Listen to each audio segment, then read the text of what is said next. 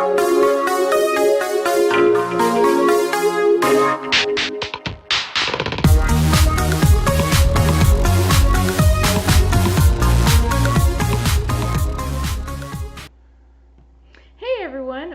to another episode of BFF, a show where two best friends review movies because fan friction. We're your hosts. I'm Ashley. And I'm Joe. So we have a very interesting movie this time around. I think it's our first animated film. Yeah, actually it is our first animated film, and it was also the only one out of all the choices that we hadn't seen. Yep. So today we're going to review The Dark Knight Returns, which apparently is in two parts. Yep.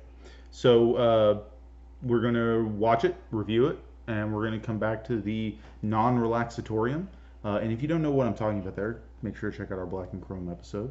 But we're going to review it and we're going to come back. What do you know about it ahead of time? Well, besides the fact that it's animated, I've heard that it's pretty well regarded. Typically, people seem to really love the DC animated movies, with the exception of The Killing Joke. Which, fun fact, before we watch this movie in a little bit, that was Miss Davis's her first introduction to the animated universe. Yeah, I'd seen obviously the Batman animated series, but totally different in the film. The movies are a different beast, but they're better. They're a better beast because they're why I love DC and they're why I actually like Superman and why I love Batman is the animated films.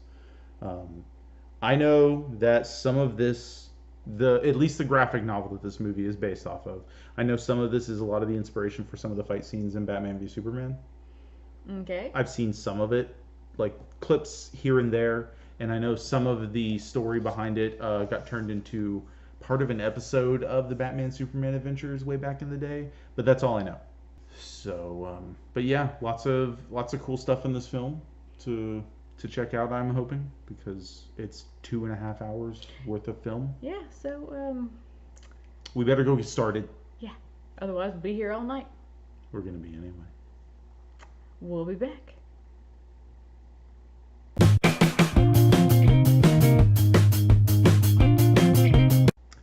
And we're back. That we are, and that was quite a film. Yes. Or a pair, if you want to get technical. Yeah. The first thing that really stood out to me was the character design, and it looked a little weird to me. Like, I know Batman, Bruce Wayne's supposed to be older, but did they use Stacy Keach as like a model to design his character? Because that's who it looked like. His mustache was a bit jarring. Yeah. Just a wee bit. And then Commissioner Gordon looked like Colonel Sanders. A little bit. Is it normal that when a police commissioner gets older, he grows his hair out and tries to look more emo? Because that part down the middle kind of looked like he was going to a My Chemical Romance concert or something. I mean, it's still good character design, honestly, because we had mentioned before the film that the Killing Joke was your first introduction, and I like the way they approached character design in this more than they did in Killing Joke. Personally, that's me, because it's a modernization of the character designs. It still has that Bruce Timm flair and style to it with the impossibly huge upper torso compared to the impossibly tiny lower torso. Commissioner Gordon and Bruce, who, by the way, in this film, know who each other are. I know that makes sense. Like, why was it never that way in the series? Yeah. That's one of the most logical aspects of this film to me, is at some point Bruce would just be like, okay, look, Jim, I'm actually Bruce Wayne. And Gordon would be like, oh my god, that all makes sense now. I am the worst detective ever. I can't believe I couldn't figure it out. Like, all the pieces, they're falling into place. My little mind, I can't handle it. But, yeah, the character designs were upsettingly jarring, mostly in the face. Yeah, Harvey Dent looked like Mr. Clean after, when they show his reveal that they fixed the other side of his face, and and then the way the little girl that becomes Robin, Carrie, her hair looks so weird. She looks like she was designed to be made out of 8-bit pixels, if that makes sense, because everything about her is very square, very angular, hard corners on her character design. But in general, Um, it was still, I don't know.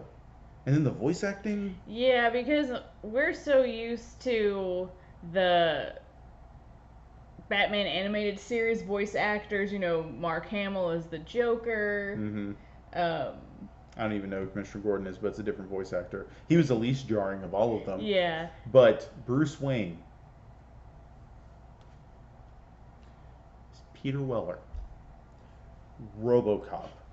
that sounded so wrong. It's like I just kept thinking, hey, your move, creep. Now, which worked at one point because it's just Bruce Wayne walking down the street and these two thugs walk up on him. He's like, "Come on, come on!" And the thugs are like, "Man, no, I don't want to do this now. That ain't me.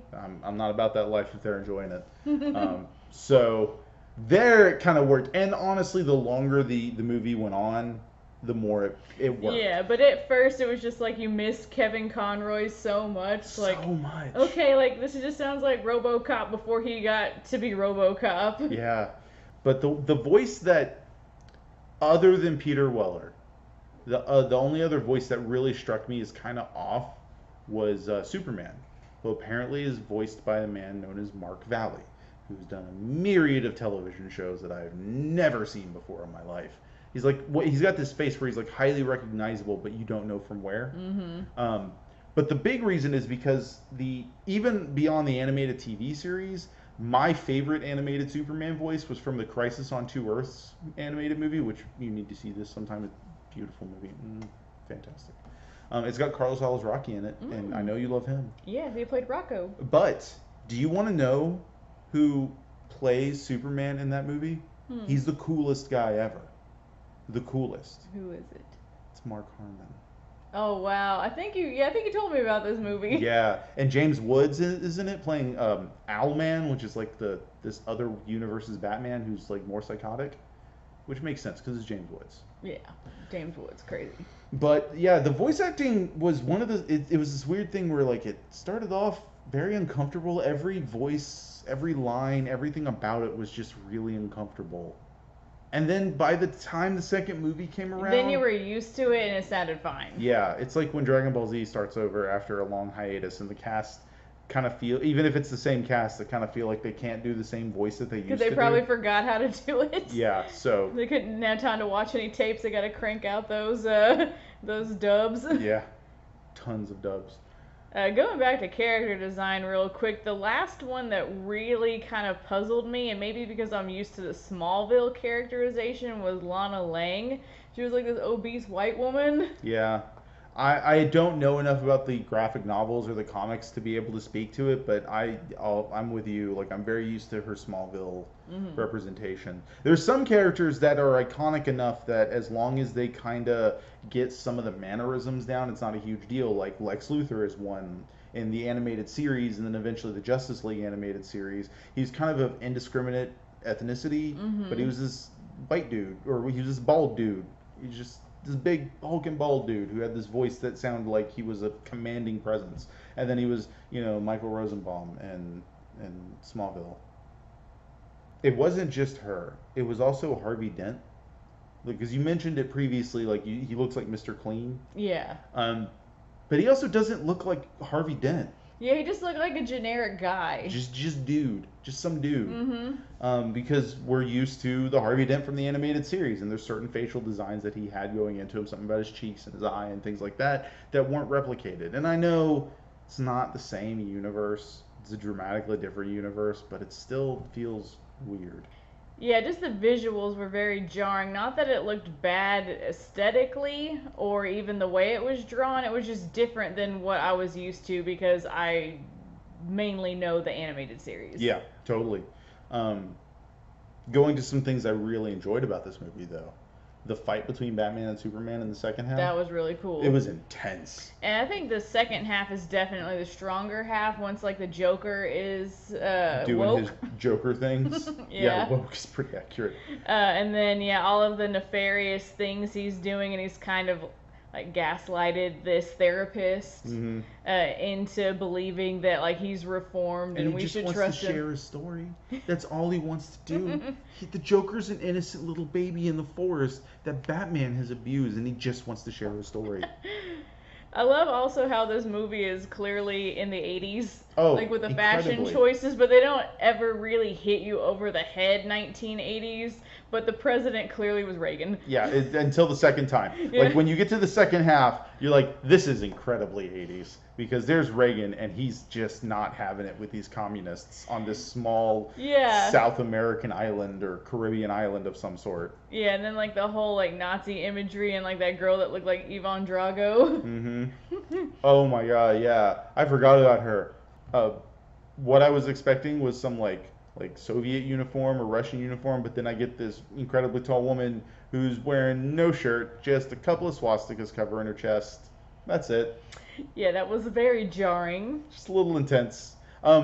Which reminds me of the comedic stars of the movie, Bob and Rob, I think.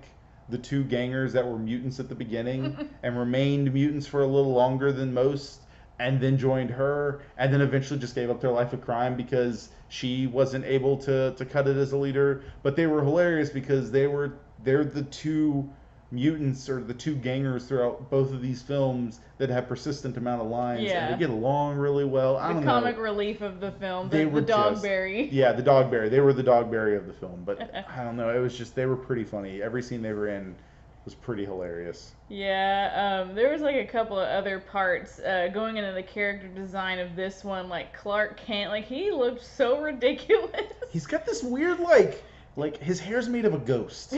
You know what I mean? It looks like it's made of Casper. It just kind of like goes out in this weird space. And it's like defies gravity, and it's got this little curl at the end. And of course, he doesn't look like he's aged at all because, you know, he's Superman. He's not human. And it's like, do people not question Clark Kent in this universe? Like, man, you just never age. And then you have the woman whose name I can't remember who took over for Commissioner Gordon after he retired. Because that's kind of how the first one ends, is it's Commissioner Gordon's retirement. And then the second one is her kind of really tackling this whole she hates Batman thing. Her Batman vendetta. Right. Which there's always a cop with an axe to grind against Batman, which talk about in a second. But her outfit is insane. Like Gordon looks like your stereotypical police detective. He's just got like a button-up shirt, some slacks, and a heavy overcoat. She looks like she's out of Batman Beyond. Like she's got this weird techno trench coat with these super sharp advanced glasses that you're just like, is she a Shadowrun character? What is this? But that reminds me also of when Batman first starts coming back, because the whole point of this film is Batman's retired for 10 years. Something happens and Batman comes back, and then it's the fallout of everything happening around Batman coming back. But the first night he's really back at doing stuff, or maybe the second night or something, there's this bank robbery.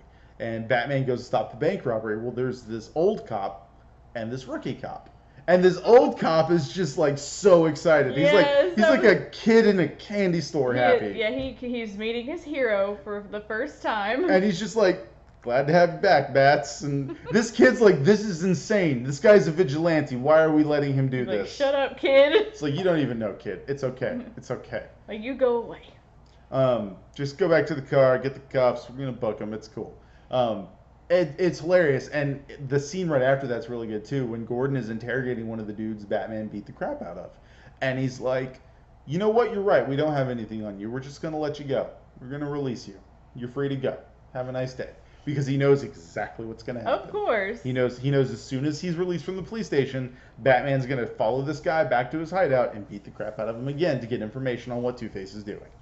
But it was hilarious. This cop, the older cop, is so excited. He's driving his car. He's like, "Oh my god, kid, it's Batman. This is gonna be so fun." Why are you? The rookie's like, "Why are you slowing down? We're not gonna catch them if you're slowing down." He's like, "Nah, man. He's got this. We're in for a show. It's gonna be a show. It's gonna be fun." It was fun. Yeah, the second installment also had some pretty gruesome moments. Lots of violence. Definitely not like a kid's movie. Everything with the Joker. Yes. Everything. Yeah, he has a lot of creepy moments as well, especially like when it's like one-on-one with Batman, and like you feel like there's some tension there. Some sexual tension, which there's always been that kind of theory in this universe that like they're in love with each other but they're not. I don't know. It's weird. It's Batman. it's all Batman. Mm-hmm. Psychological. The Joker, weirdly enough, as this agent of chaos, is Batman's psychological like focus. They both need each other to exist. I don't know, it's weird. But I will say what we got for the Killing Joke was not the R rating that this movie should have been. Because his fight with the Joker at the amusement park was intense. This wasn't R-rated? Well, it never got a theatrical release. Okay. I don't know if they have to rate it. It may be non-rated.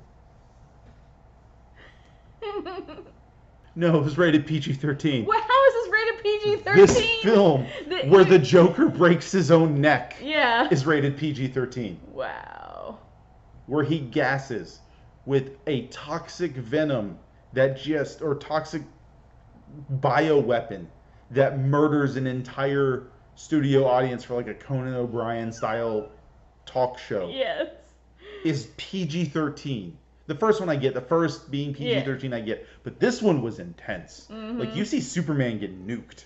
So now we get to the part where we rate it. Are we rating both together as one singular movie? As one thing, okay. I think that's how it's been presented. Okay, that's fair. Would you like to start or shall I? Why don't you go first? Okay. I'm going to give this about a 6. 6 out of 10. The second half is technically higher for me than the first half, but I'll take it as is. In general, I enjoyed it. I had fun with it. The first part was boring. The second part was not. So 6 out of 10. I was thinking 5 out of 10, so not too dissimilar from your reasons. The first part was super boring. In fact, I fell asleep the first time. We had to rewatch it. We did. The second movie was excellent. I really enjoyed it, the stronger of the two, and so it kind of is lower, higher, balances out when you add them together. Yeah, totally. If you're going to watch this, I would heartily recommend the second one. The first one still has a lot of exposition to open up the second one, so the second one makes more sense. Even the first one ends on a stronger note where it's like the Joker's waking up. Because the whole movie, you see the Joker every once in a while in Arkham Asylum, which is not the dark, decrepit castle that it once was, apparently. It's like this sunny, glass-walled building on a bluff overview of whatever lake Gotham is near. But the Joker is like catatonic most of the time, and then later on he starts like waking up. I think when he hears some news reports about the Batman showing back up, and he's just like, Batman. But yeah, all in all, 6, 5, pretty average scores. The second one is much stronger. If I was rating just the second one, I'd give it like an 8. I'll probably give it a 7. Yeah. So now we have the fan fiction portion. Yeah, so we're going to pause because fan friction has already occurred in this timeline. It has. However, if you head over to Earth Prime, it hasn't happened yet. Or if you're in the Marvel Universe, Earth 616, it hasn't happened yet. But in the current version of the universe that we exist in, it has already happened. So we're going to pause, refresh our memory, and we'll be back to talk about it.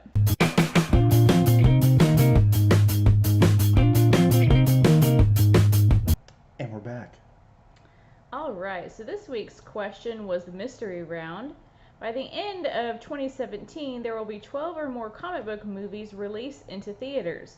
What is the best movie ever made based on a comic book or books? And our fighters' choices were The Dark Knight, chosen by Audrey, Scott Pilgrim vs. the World, chosen by Candace, and Kim had our episode feature, The Dark Knight Returns. All 3 good choices. All 3 fantastic movies. I'm really glad that she chose The Dark Knight and not The Dark Knight Rises, because The Dark Knight is one of the better ones of those. But that's not what we're here to talk about. No, we're here to talk about The Dark Knight Returns. And Kim said it was basically what Batman v Superman should have been. Very true. And yeah, a lot of her fight focused on the second half of the movie. And she fought that really well. And she said that fans want this kind of movie. They do. It's a fantastic film. At least the second one. Yeah. Candace talked about how it was like a shot-for-shot adaptation of the comic, and that she had some problems with the cast, which we had talked about in our previous section. But other than that, yeah, it's excellent, but it does dwindle off for her after a while. which I felt it just got better. Like it started dwindling and then ramped up and became good. But everybody has a different perception of like what works for them. That's fair. No, and that's so entirely and that true. was her criticism. Audrey said that it doesn't add to the graphic novel, it doesn't enhance the material, so kind of also supporting the element Candace talked about with it. It's just like a shot-for-shot adaptation. Which there's some merit to that, because then it's like, why even do it? Yeah. But at the same time, if we get too much enhancement, we get like The Killing Joke, where we have that entire first half of the film that was just pointless. Mm-hmm. Yeah, and she said that for her that it doesn't hold up. She would just rather read the comic. That's fair. I know that was a lot of criticism of The Killing Joke when it came out as well. That the comic was better, et cetera, et cetera. But I don't know. I haven't read The Dark Knight Returns, so I can't really say if this is better or that's better. Personally, for me, of course. But yeah, it was a good fight all around. Oh yeah, definitely. This whole episode was fantastic. Yes. Well, at the end of the day, Audrey won the point with the Dark Knight. Not enough people had seen Dark Knight Returns, and Kim didn't talk about like the fan aspect of that movie, so Jack eliminated that one first, and Audrey talked about how there were some memorable moments in her film versus like Scott Pilgrim, which didn't do well at the box office. So. Yeah. And I would try to refute Jack's whole, like, not enough people saw it, but, I mean, we didn't see it until this. And... Yeah, well, I mean, we haven't seen a lot of things. We haven't. But next we go to Twitter, where we asked, we want to know, what's your favorite superhero movie? It's a pretty simple question. Yeah. I think we can get a lot of really good answers from this. Oh, definitely. Let's see what Twitter brought us. Billy Pollahan at B-Buster Bill said, Superman the movie, not even a question. He loves Superman. Well, and in general, the original Superman movie is a masterpiece. It is both art and entertainment. Is that the one where he reverts time to save Lois Lane? Yeah, but that's just Superman. I'm just saying, asking if it was. Okay. I know. But no, yes, that is that one. It's Christopher Reeves. It's the role that people... A, know Christopher Reeves for, and B, compare every other live-action Superman to. It's so much that when they made the Superman Returns movie, I believe it was Superman Returns with Brandon Routh, it was basically a continuation of those Superman movies. Amy Awesome, at Amy Awesome, says X2. And that is probably, at the very least, it is the best X-Men film. Out of the original X-Men trilogy, definitely. Yeah. I love X2, X-Men United. Yeah. It's got some of the best lines. The cast works really well together for that film. In general, it's just a fantastic movie. Mm-hmm. Eric Assemacher said probably the first Guardians of the Galaxy. That's fair. Yeah. It's not what you would call a superhero film, but it is a comic book movie. Yeah. And they are a group of heroes who are pretty super. Mm-hmm. I mean... We've seen Guardians of the Galaxy 2, some things about one of the characters, so yeah. In general, it's a pretty great film. Yeah. First one is amazing. Tom Zambino at Road Raider 3 said Logan. We just went and saw that in black and white. Yeah, which some people would probably say, why would you waste money watching a film that you've already seen in black and white? Because it was good. It was a good movie. It was so much better than Black and Chrome. So much better. So much. Black and Chrome was good. Watch our review. Mm-hmm. Travis Wachowski said what we could probably all assume. Teenage Mutant Ninja Turtles in 1990. Such a good movie. So good. Love that movie. It is in like the top 5 like all-time best comic book movies because it honors both incarnations of the Turtles that we had at that point, the comic and the cartoon. Mm-hmm. It does a fantastic job of like showing love to both. So yeah, I completely agree. It is one of the best. Mm-hmm. So that's it for Twitter. And that's it for us, I think. Yeah, if you like this episode, please give us a like. You can follow us both on Twitter. I am at @_Mrs. Davis. And I'm at Drake Masters. And make sure to share it with your friends. And like the TUFF channel, where we have tons of fun videos beyond just talking about this one. Mm-hmm. Thank you very much. Bye.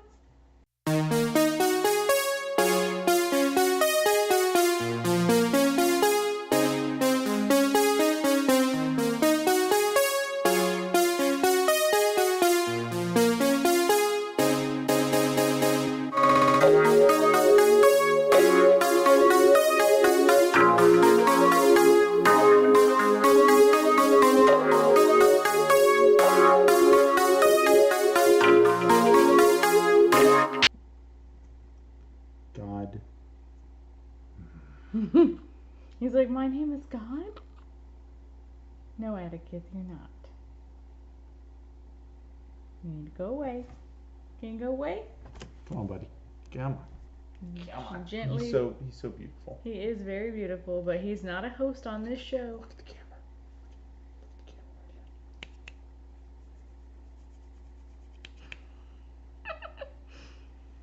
here. Good. Doing good.